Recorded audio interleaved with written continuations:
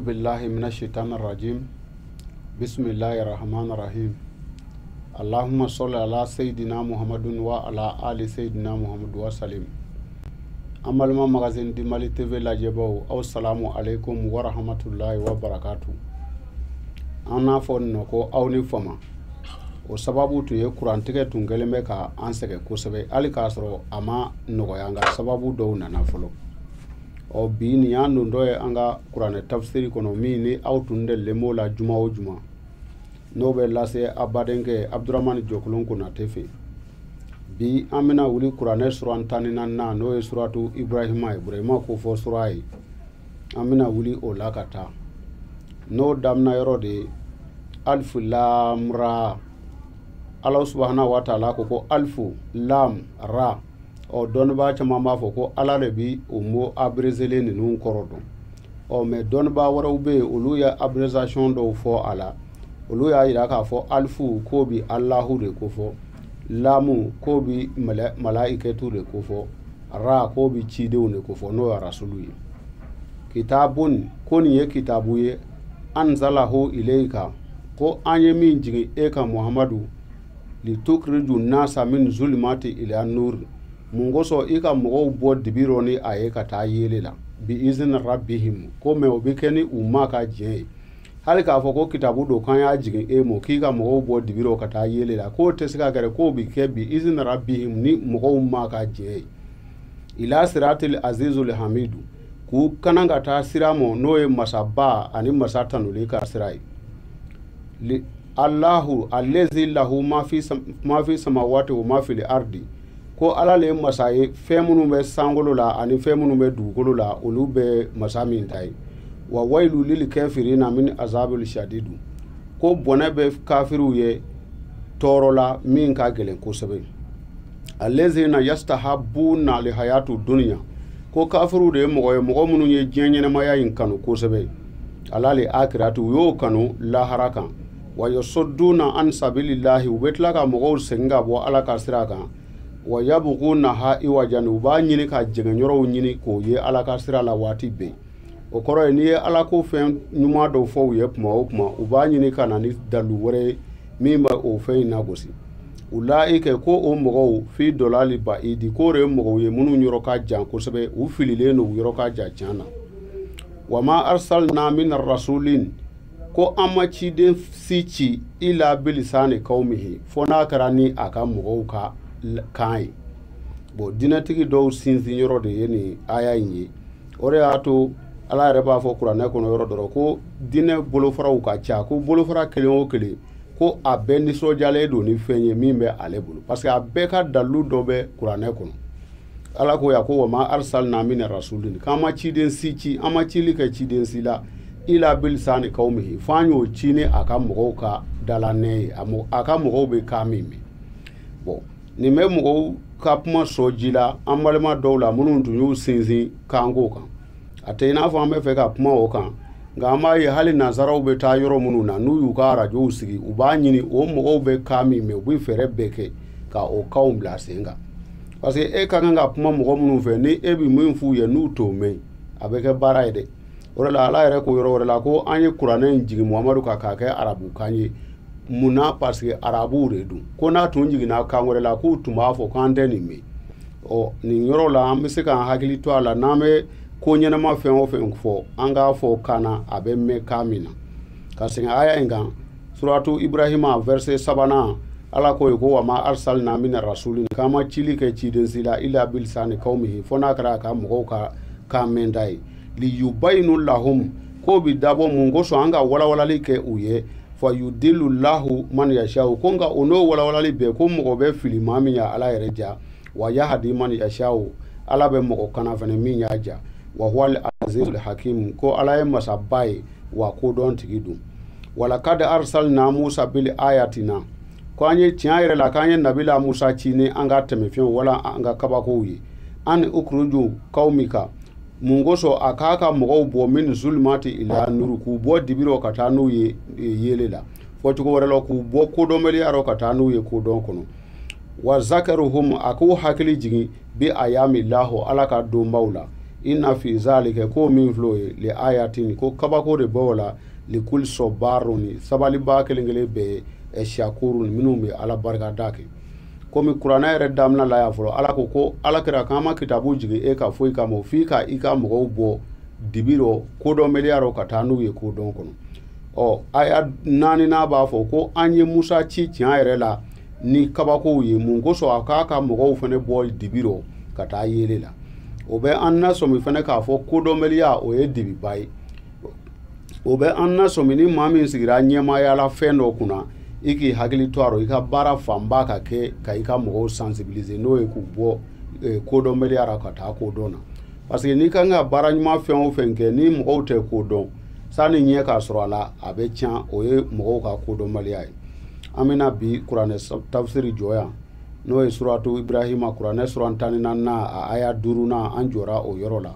ni ala sɔnna ma juma nata an bɛ taa ɲɛ n'o wuli yɔrɔ ye wa izi kala musa li qaumihi ni ala sɔnna juma wɛrɛ an bɛna taa wuli ye aw salamu alaikum wa rahmatulahi wa barakatuh.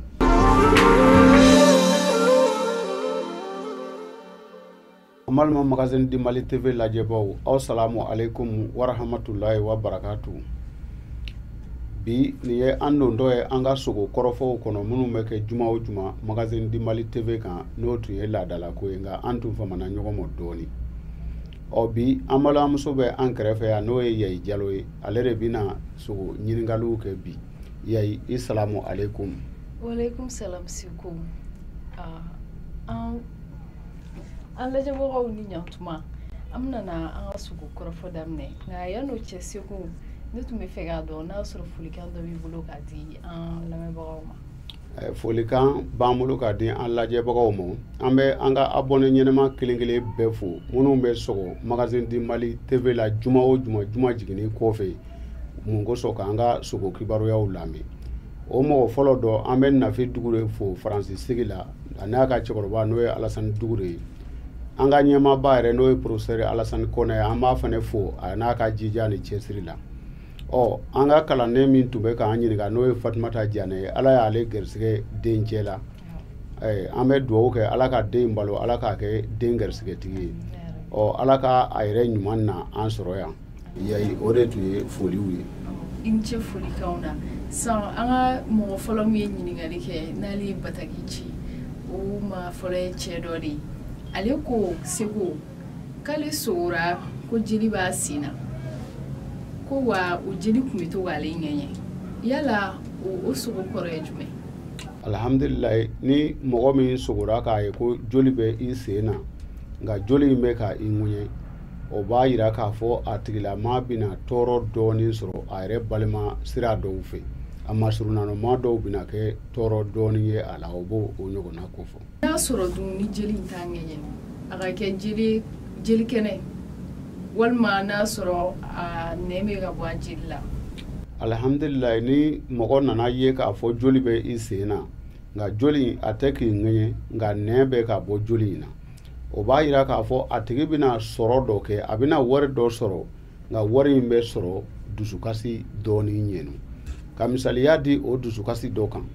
misalila dɔw bɛ i b'a sɔrɔ sɛgɛn yɛrɛ bɛ guwan u la nka dɔw bɛ u bɛ accident sɔrɔ dɔrɔn ala bɛna n'a ka na ye mɔgɔ min y'u tan i b'a sɔrɔ o tigi ye setigi ye o bɛ t'u furakɛ ka tila ka wari kumanin ta k'a di u ma k'i yɛrɛ dɛmɛ ni nin ye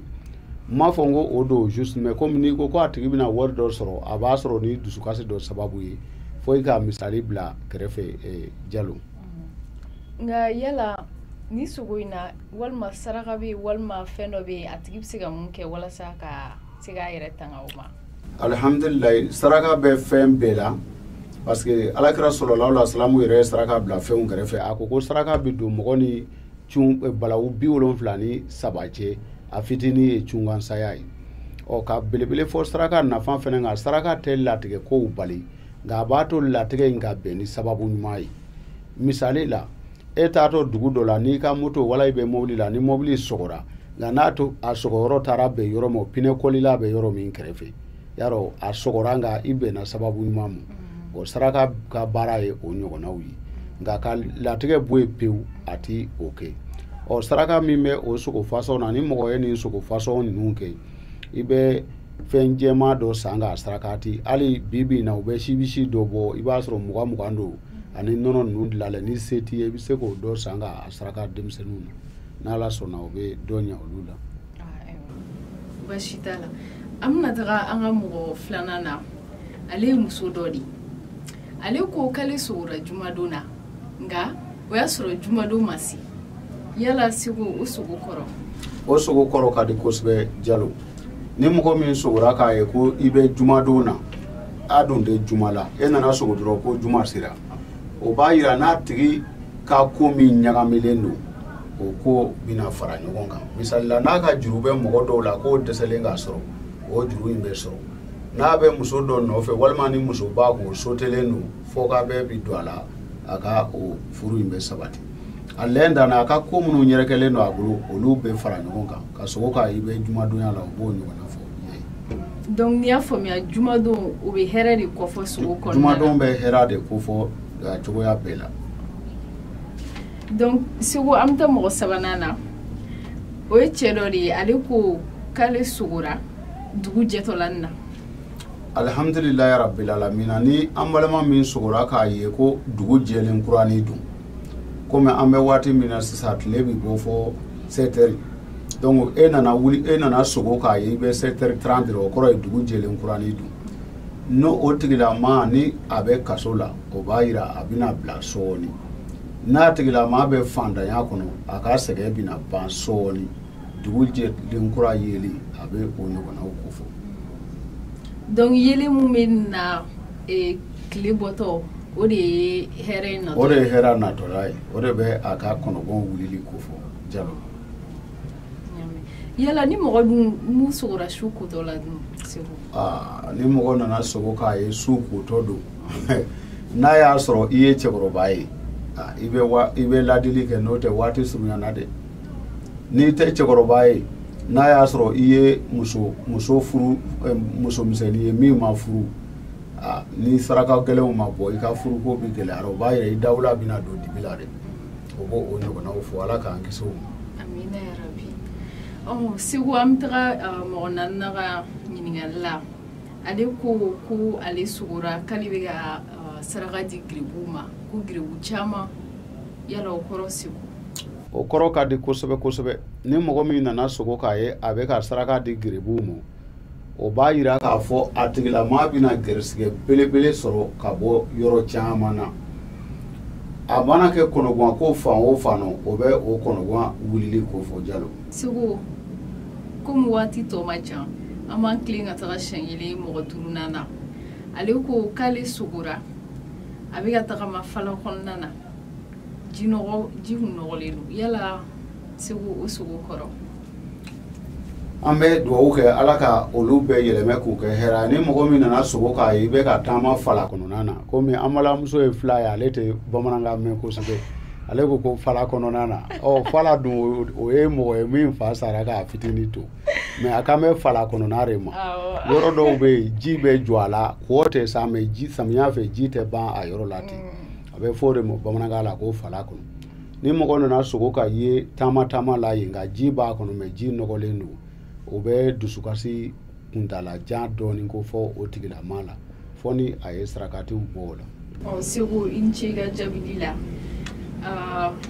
magazine TV lamɛnbagaw ni bɛ dansigi aw ka bi sogo kofɔ la nka sani ne ka taa ne bɛ kuma to Segu bolo. Ayiwa an bɛ foli di an filɛbaw n'an lajɛbaa n'an lamɛnbaa bɛɛ ma ani an ka abonné ɲɛnama bɛɛ